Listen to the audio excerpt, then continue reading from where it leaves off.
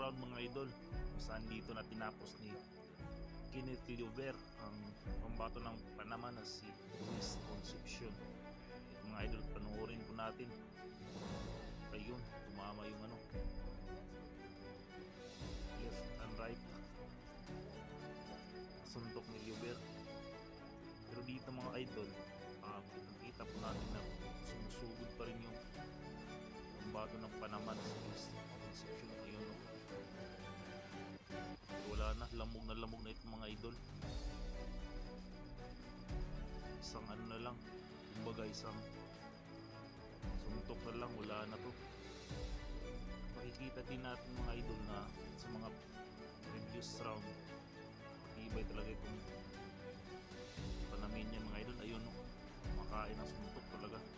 Ayun, saktan yun, makapit. Ayun, ayun, mumula na. Ayun, uppercuts, budiga. Ayun na,